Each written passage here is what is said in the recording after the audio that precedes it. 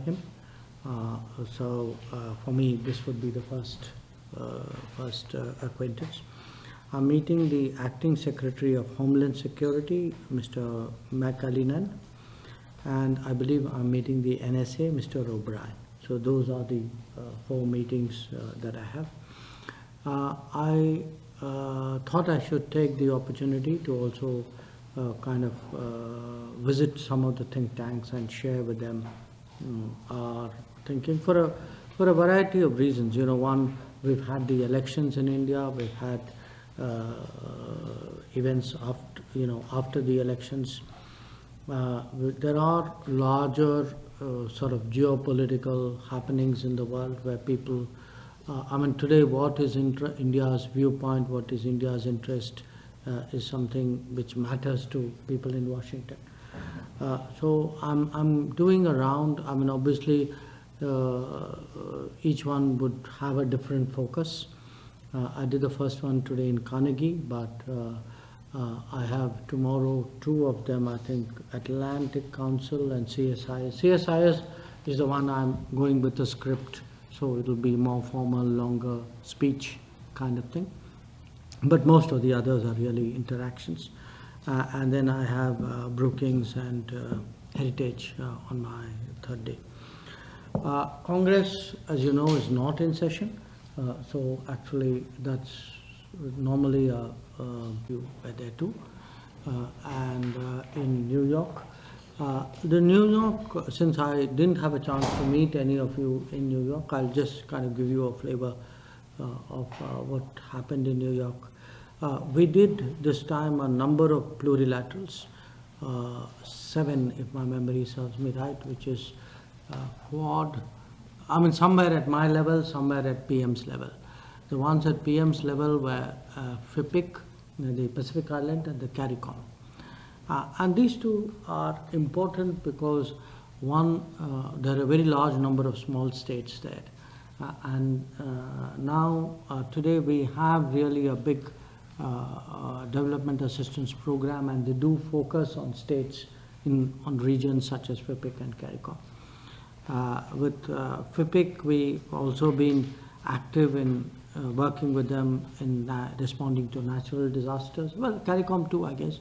And CARICOM has the ethnicity angle as well. Many of the countries have large Indian communities there, Indian origin communities there. So those were the two that PM did. I did Quad, I did BRICS, I did IPSA, I did SARC. And I did G4.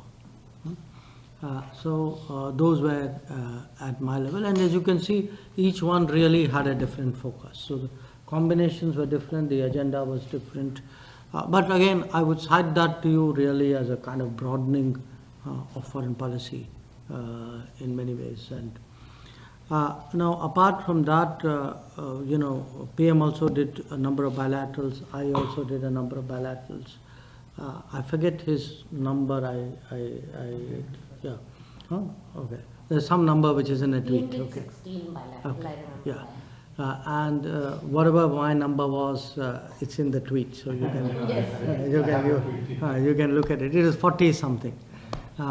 And look, I would say in most cases, it was actually the meetings were sought by the other party, because today people are interested in meeting us and talking to us. They do see a government which is very empowered by the electoral mandate that it had. They do look at India as a growing economy where which is both a source of new demands and new capabilities. Again, a lot of those conversations were really, in a way, very bilateral, in the sense, the country X was interested in what they could do with us and what we could do with them. Depending, of course, on the country, you would have a regional issue or a larger global issue. So it would depend very much on the country concerned. There were some other events, some of which this was for us a very satisfactory trip, that we were able to make our mark, make our impact globally. We were able in a number of areas to convince various countries on issues which were of importance to us. Overall, my reading would be most countries do have a sort of respect for the achievements of the last few years, do want to sort of build strong relationships with us for the future. And of course, for me, the Washington trip is really tending to a bilateral relationship, which is very important, and which, history has shown you need to keep paying attention all the time. So why don't I stop there? I'm sure you'll have a lot. It was a very comfortable meeting. As I said, this is not the first time I'm meeting him.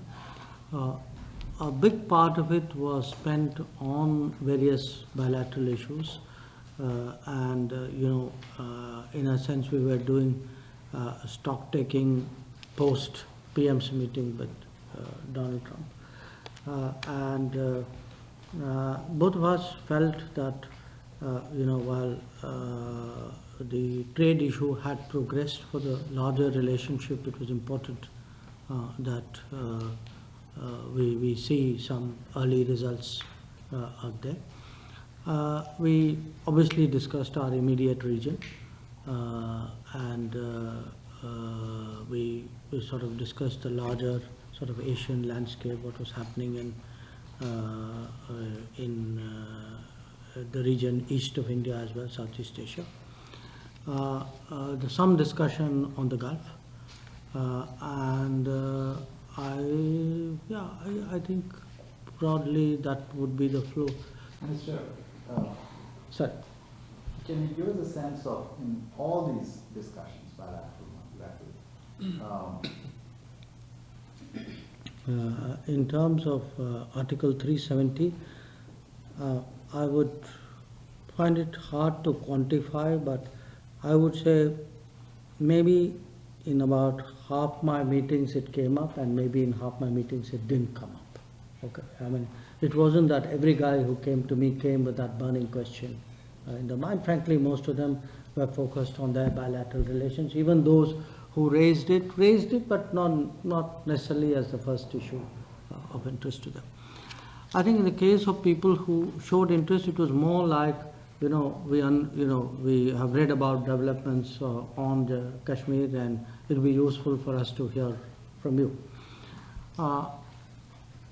I would say I would walk people down the sort of path of what was happening, why it was happening, what was the history, what is the future we see, etc. Things which many of you have heard me do in other occasions. So it was variations of what I said in Carnegie today, or what I said to CFR or to Asia Society. I could see that in many cases a lot of what I said was new to them. When you explain to them that Article 370 was temporary, when you tell them that it was part of the Constitution of India, in which delegates from Jammu and Kashmir also took part, when you tell them that there was a provision within the article for the modification which took place, and you explain to them that look, today major source of concern was the fact that Jammu and Kashmir was really not aligned with the rest of India on a whole set of issues, and therefore how do you really run a country where one large state is misaligned with the rest of the country? It's a very basic governance issue which people have ducked in the past, but because they've ducked in the past doesn't mean that everybody keeps ducking in the future. I think once you walk them through this, I think most of them understood it, got it. We didn't hear too much from them. Regarding the countries that the other two countries that you mentioned, obviously somewhere they have been given an understanding which clearly is very different from the facts on the ground and the narrative that I laid out. So I think it's in diplomacy when somebody differs with you on an issue of interest to you, then you work on that relationship and see where you can take it. A related question, Mr. Jaishankar. In our right of reply, we address.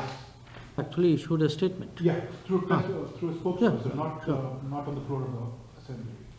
Yeah, but I think you're reading more into it than is what it is. Because I think whether we had said that at the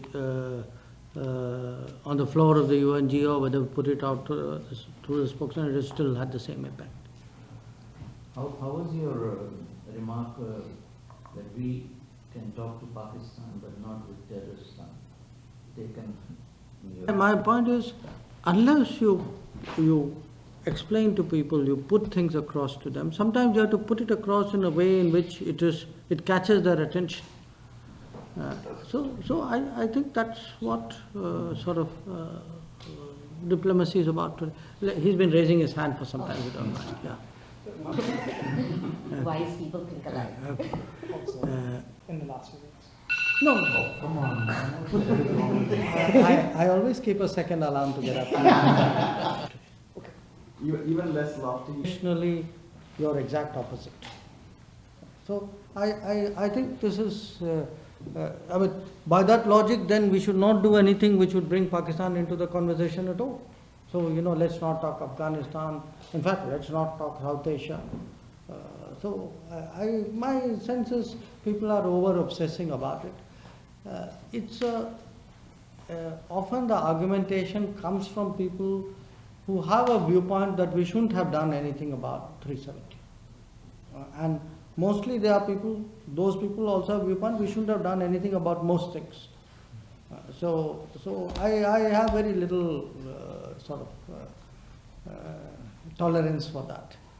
On the question of President Trump's repeated offers to mediate, has that been put to... I think somewhere, I don't know, or maybe it was not, I may have done this somewhere else.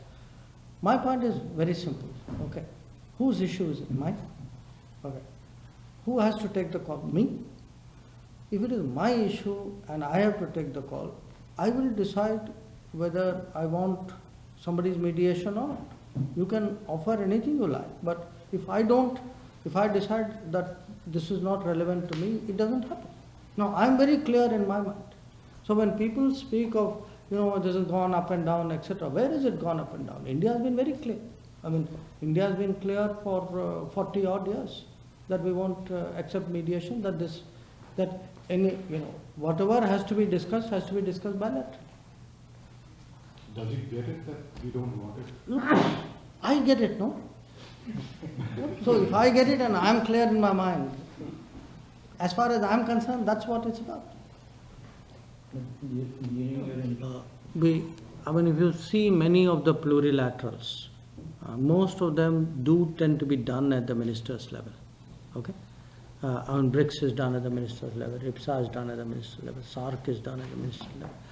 So, to my mind, this was a natural progression which was waiting to happen. So I don't see anything terribly unusual about it. I think it was that you had to do 1 or 2 years of Sherpa work so that everybody was sure, okay, guys, this is what we want to do, because you had one earlier effort at it and it didn't work out so well. So I think people just wanted to be safe and sure about it. But I don't see a relationship between this, that's for the Navy to decide, who gets to do what exercise with whom. If it's a Navy exercise, that's more a service call rather than a diplomatic call. This is a diplomatic call. And by the way, my understanding is actually they do a very big bilateral exercise with the Australians. It's a very simple proposition. Try it out sometime, honestly. Ask someone saying, okay, do you have a neighbor who conducts terrorism against you? Obviously, the answer to from everywhere in the world other than India and Afghanistan, you will get a no. I mean, we'll be the only two guys in the world who would say, yes, a neighboring state is actually doing this to us. Then you ask them, so suppose you were in my position, what would you do? You know what the answer is? So I think a lot of it is we need to put out our explanations with a reasonable amount of confidence, tell people, look, facts are not self-explaining. Everybody, I mean, the world's a big place, okay? Things happen in different corners of the world, different issues.